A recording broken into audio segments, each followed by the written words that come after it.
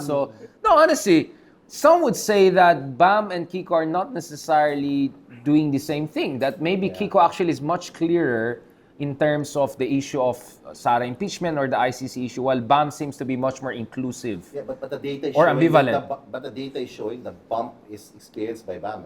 Rather than Then Kiko. He's he's steady. The BAM numbers is are steady. about 4%. Yeah. Oh. And Pero- that, from January to now, about 6% sa Okta. Than Kiko. No, not Kiko. But his Kung own January, numbers, kung from January. January to today. From the previous survey ng Okta, mga 4. Yeah. From So the his previous strategy four, is more vindicated. Except there's one possibility. What if Kiko is the secret candidate who will have that 5 to 10% bump should the day Could come? be. Then that will cancel out whatever. What's this talk about secret candidate? Why don't you No, enlighten me? but isn't historically that the case that in the Senate race, Sir Ronald, that there's Dahil the formal 12 slate? 12 yung candidate ng administration, nabawasan ng isa. Yes. Si Aimee. Yes. So, meron ba silang ipapalit doon? Yes, no? oh, Sa number 12. Hindi ba si Ben Tulfo? No? Ay. Well, pwede nilang kunin si Willie Revillame, pwedeng kunin si Kiko or Bam. Yun. No? Hindi naman sila kukuha sa mga Duterte. Definitely. Oo. So, kukuha sila either sa independent. Yeah. Halimbawa, si Willie Revillame kasi dinadala ni Chise. Yeah. No? Pwede ring one of the pinks, Kiko or Bam, Yeah. baka mahirapan kung dalawa. So, yan ngayon yung mga nego. Yan ngayon yung mga calculation na ginagawa. Doon sa pink, sa side na yun, no? Sa Liberal Party and their own movement. Well, Bam is going independent, Yeah, I know, right? he's independent, no? Bam is saying basically he's independent. But, you know, is there some resurgence of, ano pa balita sa inyo? Are they going to organize? Are they organizing? Is everybody in that network? Well, they can only organize so much dahil hindi naman kasi partido yung pink. Yun nga, It's a movement, Yeah. no? So, Na medyo spontaneous masyado. Baka Yeah. too late naman Yeah. to create a new brand A spark, no? dahil 1 month na lang yung natitira. No? So, malaking bahagi na are negotiations, no? Yeah. Negotiations with Local influence politicians, groups, local politicians, religious groups Yes. like Iglesia ni Cristo, Yeah. etc. No? So, tingin ko, yan naman yung ginagawa nila early pa in the campaign. Pero ngayon kasi, dahil nagta-tighten na, tapos halos nawawala na yung 1 to 2 possible na opening. na pinagtatalunan, no? Nagsasara na nga. Baka pati nga yung isa nawawala na, Yun no? nga no? Sana may dalawa pa, kaya pa eh. Pero Yun nga eh. isa na lang pinaglalabanan na pwesto eh.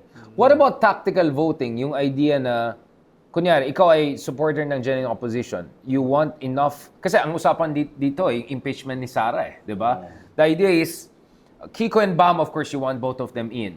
But you also don't want some of the independent ones na within the range na pwede pa rin talunin na mukhang mas on the other side. So you can help some of the alyansa na mas sigurado ka who could vote against Sara. Siguro yun yung difference ng mga ibang survey. Halimbawa, Diba? sa survey ng Okta ay mga number 9 si Bato.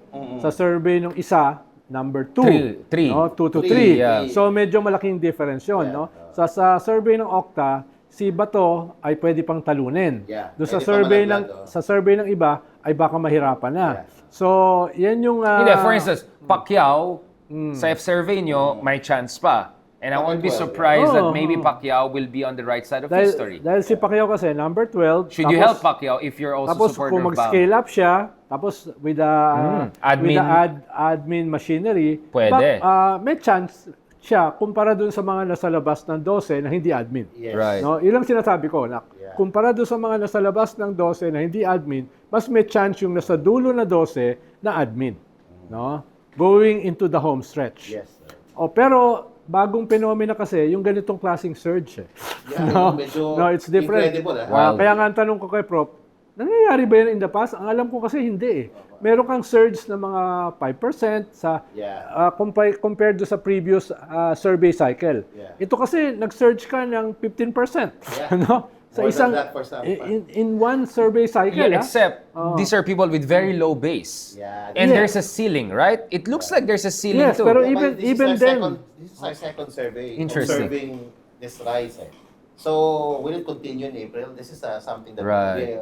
we don't have data Yun yet. nga, ako kasi, again, this is speculative, Yeah. but my sense is, Lahat naman dito speculative. no, no, no. But there is the good speculative, there's the bad, and there's the ugly speculative.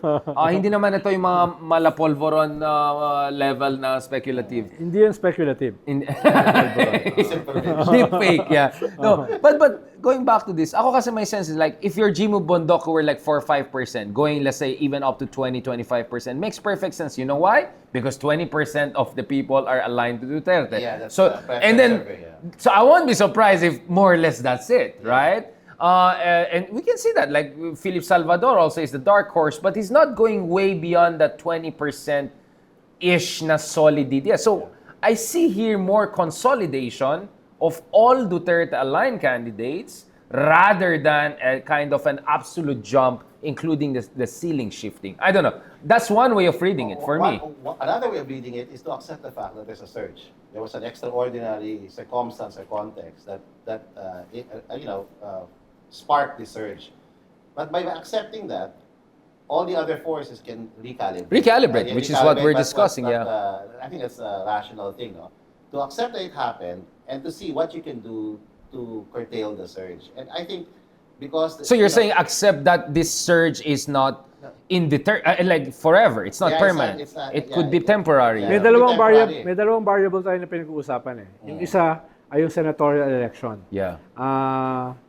Most probably, itong surge na ito, sinasabi ni Prof, ay yes, may surge, pero May hangganan. hindi inaasahan na magkakaroon ko ulit ng 15% jump Another in the one. next Yeah, in the yeah, next yeah, survey yeah. before the elections, no? Yun yung ceiling na sinasabi ko, yeah. Baka may limit 'yan, no?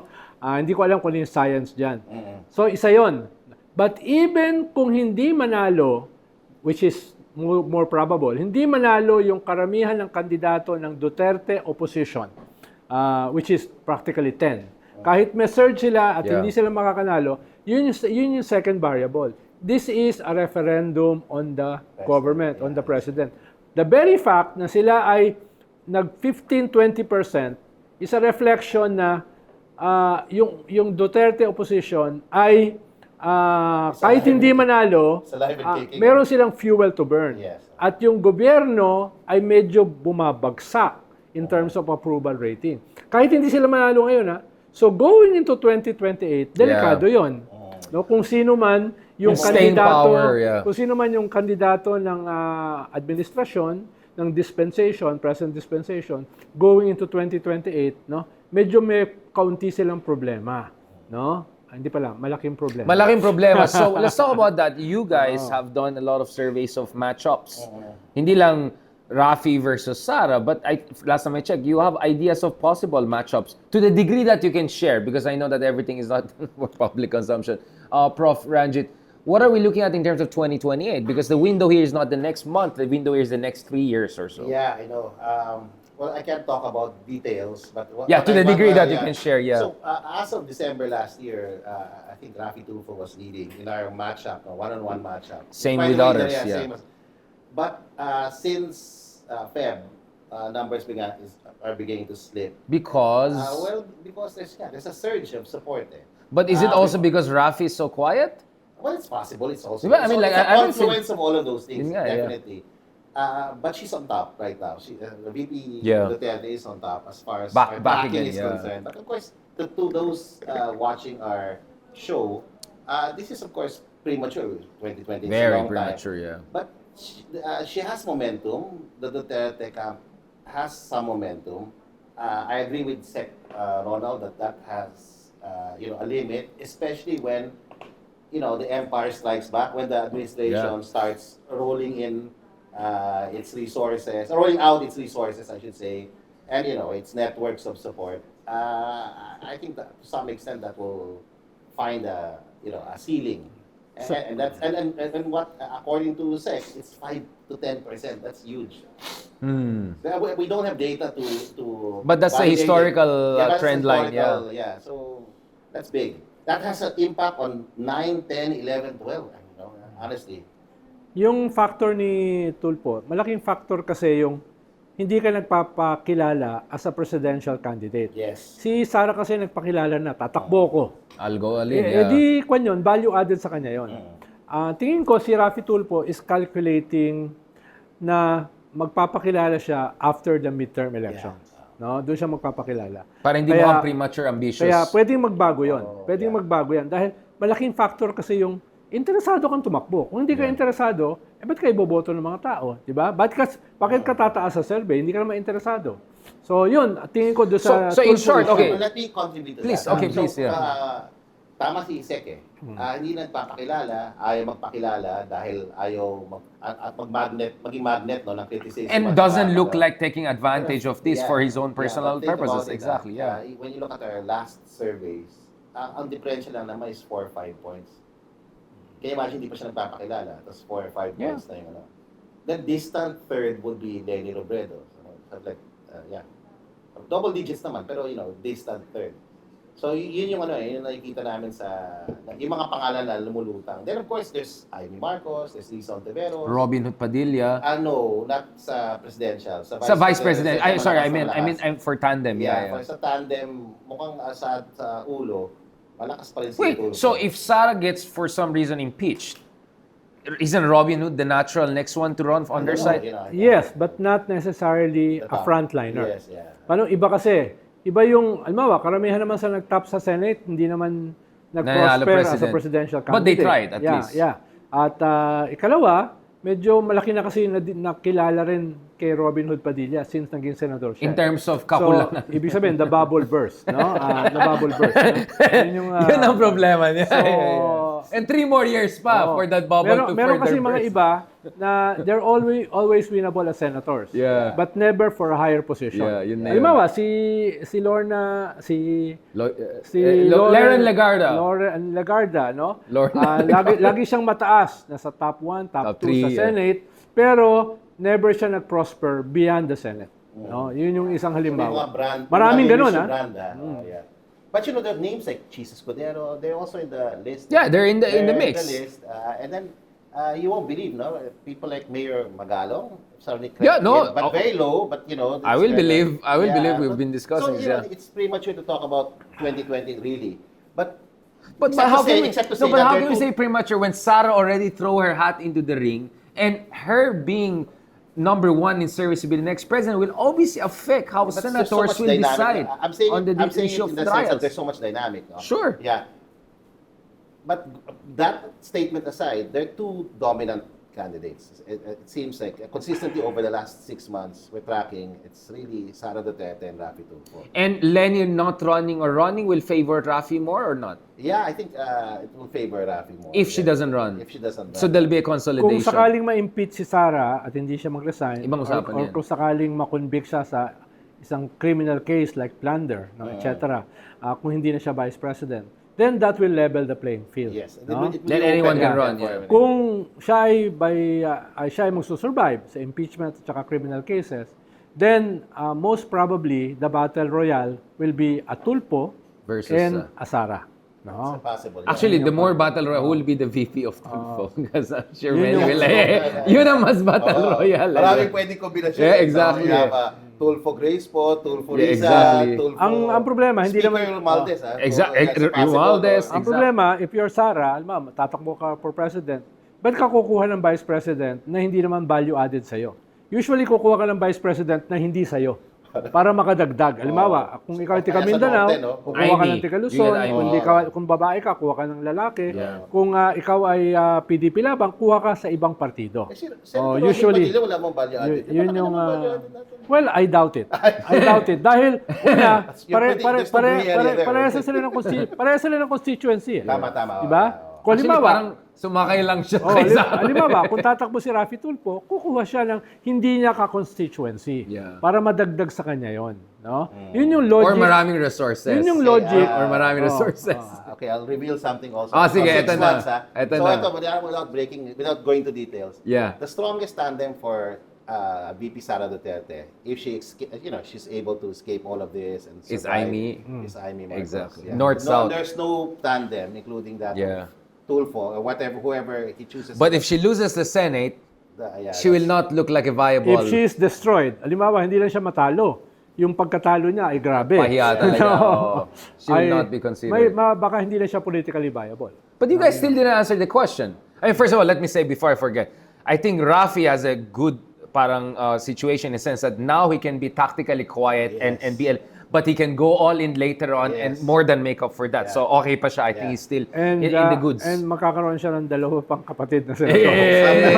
Medyo mag-amplifier. Can run as vice president. Exactly, like, oh my God. Although embarrassment of riches sometimes may not work in your favor, right? That has never happened before. Yeah. Tatlong senador, But you no? still guys haven't answered me. If Sara is disqualified for any reason, impeach, whatever, convict,